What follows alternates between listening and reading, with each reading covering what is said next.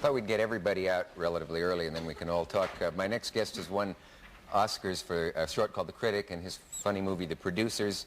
Mel Brooks has always been known as one of the funniest people around. No one ever thought anyone would ever trust him with making a movie.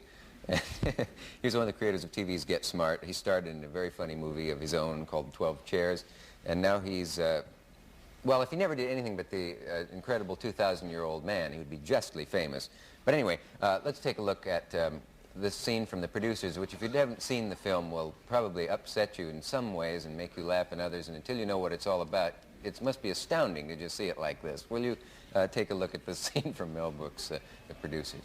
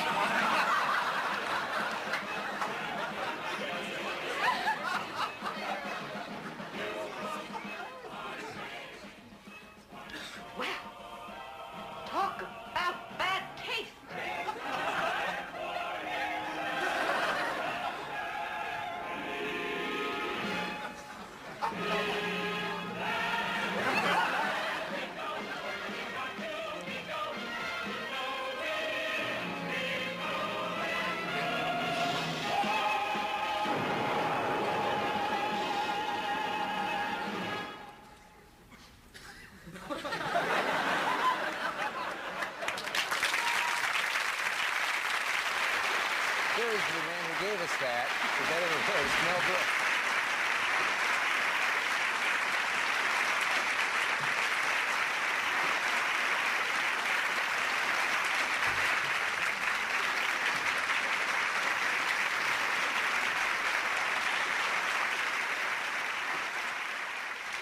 Good evening, ladies and germs, and welcome to a bang-up variety show presented by four the boys here at the Big DC Show. Oh, no. We have a swell, high-class show tonight, strictly loads of talent, lots of laughs, and I'm going to be your compere. That's French for MC. That's initials for mental case. But I want to tell you... As you see, Mr. Brooks is just one of the everyday people. How can you come out and do that? First of all, I always feel when that clip was shown once before, it's been seen on television before, there are always a lot of people who get all upset about... Everybody got coffee in the green room but me. Yeah. So I want my coffee. Look at the spoons they have. Oh, beautiful. And so I always feel that seeing the scene out of context is very difficult. Are you going to drink coffee right here now? A little, yes. Yeah, okay. Out of context, Yeah, yes, out of context. Good. Are Good there other people who won't... I think we ought to get George and Bill, and we ought to have a meeting, because everything is out of context. There was no reason for Lieutenant Merrick to take command of the cane, as far as I could see. You just ask questions, and I'll answer them to the best of my ability. How did you get people to give you the money to do a movie? When you walk in like this... I don't know. That's an picture, astonishing thing. That picture cost about $1 million. Yeah. And in case anyone didn't get it, that musical was supposed to represent the worst possible taste in a musical, according to the plot. We don't need to go into it any further. Well, they were trying to put on a flop, and it backfired because the Jews didn't believe it.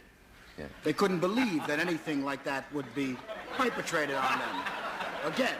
Yeah. So they assumed it was funny, and it was a big hit. And that caused a lot of trouble for our protagonists, Bialystok and Bloom, the leading characters in the film. Yes, film. What were you doing when that fertile idea was born in your nimble brain? What do you mean? I wrote it. I know, but I mean, you must have sat down and thought, I don't have an idea for a movie yet, and then there was another moment where you did have a moment for a movie, an idea. I was doing a show, and the producer of the show said, look, they want to release, so what are we doing next? What are we doing next? Give me a title. I said, we're doing a musical called Springtime for Hitler. Tell him that. He said, I can't tell him that. I said, you tell him that. We're doing Springtime for Hitler. So Ed Padula was the producer. He was a little worried. He said, okay. He said, we're doing Springtime for Hitler next. And they said, who's in it? We're not sure. You know, we just... right past them, huh? We just gave them the title, you know. Yeah. And then about a year later, I said, what a wonderful title. Springtime for Hitler. Now, if I can get some idea underneath that, you know, a story or something, I would be very happy. So I said, well, let me see, Springtime for Hitler, if it is a show, it's probably the worst show ever, in the worst possible taste. And I worked back from that. Yeah. And I thought of a Broadway producer, and then I thought of the Gene Wilder character, Leo Bloom, and from there on it was fun and easy. Yeah. Is any of your own life in the movie? All of it. All of it.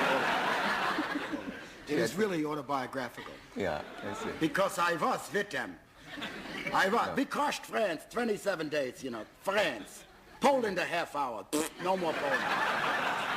You know, you're very convincing. Whatever we want, we take. We're now in Argentina, all of us. Are you? Is it true that you receive these stolen paintings they take from museums, that they go into your collections? And I will not speak unless Herr von Ribbentrop is on my right to protect me from the vileness of your young goy.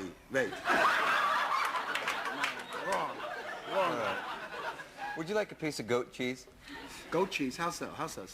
I have a piece for you. I'd like. Where is it? It's right here. Is it really goat cheese? Yeah, it's really good. So do you want to split it? It was in my lunch, and I know how you like goat cheese, and I'll have a little bit. I brought that for you.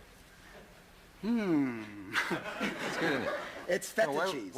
It's what? Feta, F-E-T-A, Greek cheese, goat cheese. Did they have that in Yugoslavia when you were making your film? Wood. We ate wood. I see.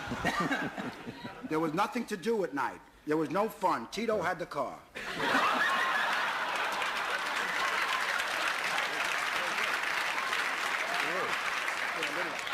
Okay, we will be right back after this message from our local station.